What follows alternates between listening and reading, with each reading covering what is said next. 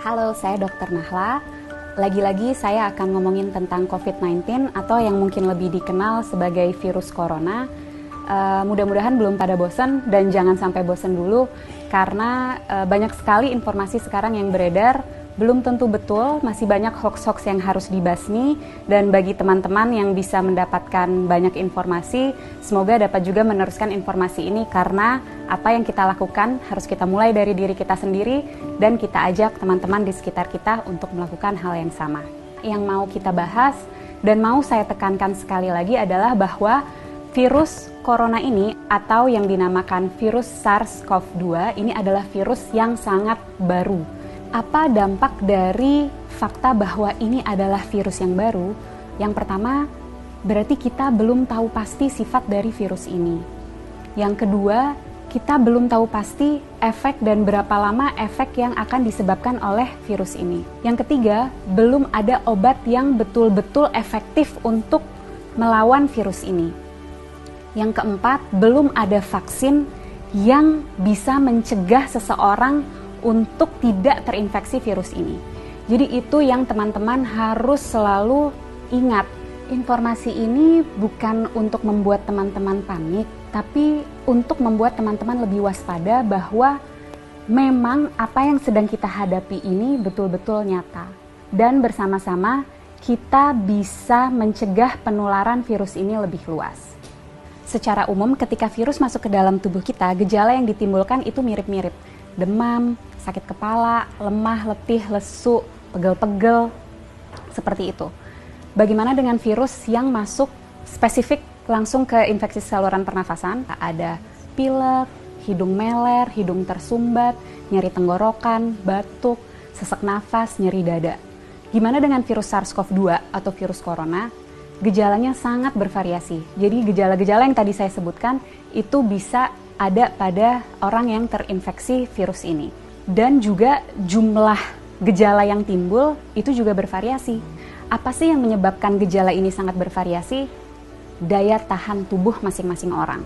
Jadi kalau kita nih yang sebagai anak muda, sehat, nggak ada penyakit, daya tahan tubuhnya baik, kemungkinan gejala yang kita alami ketika kita terinfeksi virus ini sangat ringan atau bahkan sama sekali tidak ada gejalanya.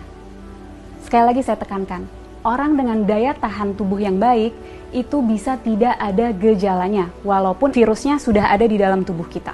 Dan orang dengan daya tahan tubuh yang baik, dia mampu menyembuhkan dirinya sendiri karena pada dasarnya virus itu memang self-limited disease. Jadi daya tahan tubuh kita sendiri bisa membasmi virus itu. Bagaimana dengan orang-orang dengan daya tahan tubuh rendah? Tentunya akan dapat mengalami gejala yang lebih berat, bisa sampai sesak nafas, bahkan bisa sampai menyebabkan kematian. Siapa saja sih orang-orang yang kita tahu daya tahan tubuhnya rendah? Yang pertama, orang tua yang usianya di atas 60 tahun. Yang kedua, orang-orang dengan penyakit penyerta. Penyakit penyerta itu apa? Jadi penyakit yang biasanya lagi-lagi ada di orang tua, seperti kencing manis, darah tinggi, sakit jantung, sakit ginjal, sakit paru, sakit liver, kanker, dan lain-lain. Nah, orang-orang inilah yang akan sangat menderita ketika dia terinfeksi oleh virus SARS-CoV-2 atau virus corona ini. Untuk kita yang daya tahan tubuhnya baik, ketika kita terinfeksi virus ini, kita bisa hanya dengan meningkatkan daya tahan tubuh kita, terus kita bisa melawan virus ini. Tapi bagaimana dengan orang-orang dengan daya tahan tubuh rendah? Itu yang harus kita pikirkan. Itu yang harus kita cegah supaya mereka tidak tertular virus ini. Jadi, apa yang bisa kita lakukan untuk membantu mereka-mereka yang daya tahan tubuhnya rendah? Dengan cara jaga jarak, hindari keramaian, dan di rumah aja. Kenapa? Karena virus ini yang paling kita takutkan dan sudah kita tahu dari virus ini adalah penyebarannya yang sangat amat cepat dan lebih mudah dan lebih cepat di tempat-tempat keramaian. Tapi lagi-lagi jangan panik. Bukan berarti kalau teman-teman yang masih muda dan sehat ini merasa, oh saya ada gejala-gejala COVID-19 nih, ada demam-demam yang sumeng-sumeng, demam rendah, nyeri tenggorokan, sedikit pilek, sedikit batuk, terus harus langsung ke rumah sakit. Bukan itu maksud saya. Bukan berarti Kalau teman-teman ada gejala itu, harus segera ke rumah sakit. Apa yang harus kita lakukan? Ketika mengalami gejala itu, lagi-lagi di rumah aja, tingkatin daya tahan tubuh dari rumah. Dengan cara apa? Istirahat yang cukup, tidur malam yang cukup, 7-9 jam, makan makanan bergizi, minum air yang banyak, kalau bisa lakukan olahraga atau aktivitas ringan di rumah. Kenapa untuk kita yang muda dan sehat ketika mengalami gejala-gejala penyakit COVID-19 lebih baik di rumah aja dan nggak perlu ke rumah sakit? Karena kita mau memastikan bahwa rumah sakit itu tetap tersedia untuk mereka yang betul-betul membutuhkan. Orang tua, orang dengan daya tahan tubuh yang rendah, dan orang-orang muda yang mengalami gejala berat seperti sesak nafas. Mereka itulah yang harus segera ke rumah sakit. Jadi kita pastikan rumah sakit memang untuk mereka yang membutuhkan. Kalau kita bisa di rumah aja. Bagaimana dengan kita yang tidak ada gejala? Sebaiknya tetap jaga jarak, hindari keramaian, dan di rumah aja. Kenapa? Karena seperti yang tadi sudah sempat saya jelaskan, orang dengan daya tahan tubuh baik bisa jadi tidak menimbulkan gejala apapun. Jadi kalau dari luar dia terlihat sehat, belum tentu tidak ada virus itu di dalam tubuhnya. Dan orang-orang tanpa gejala ini tetap bisa menularkan ke orang lain. Melalui apa? Misalnya, kita lagi ngobrol-ngobrol sambil makan, dia tersedak, batuk, virusnya banyak di situ.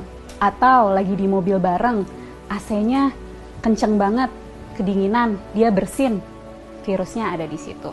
Penting untuk kita jaga jarak 1 meter untuk memastikan droplet yang keluar melalui batuk ataupun bersin tidak terkena pada kita. Penting sekali untuk kita untuk selalu cuci tangan dengan cara yang benar dan sering-sering untuk memastikan jika secara tidak sengaja kita menyentuh droplet itu, kita bisa membersihkannya. Dan yang juga penting, jangan menyentuh wajah dengan tangan kita yang belum bersih.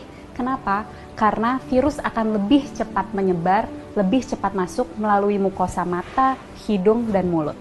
Penting untuk kita menghindari keramaian untuk memutus rantai penularan ini. Penting untuk kita di rumah aja supaya kita bisa terus meningkatkan daya tahan tubuh kita untuk dapat melawan virus ini. Bagaimana untuk kita yang tidak bisa di rumah aja, terpaksa harus bekerja di luar atau harus pergi keluar, tetap usahakan untuk menjaga jarak. Jaga jarak 1 meter dan usahakan sebisa mungkin menghindari keramaian. Jangan lupa untuk selalu menjaga kebersihan dengan mencuci tangan yang bersih. Kalau tidak bisa menemukan air dan sabun, kita bisa menggunakan sanitizer.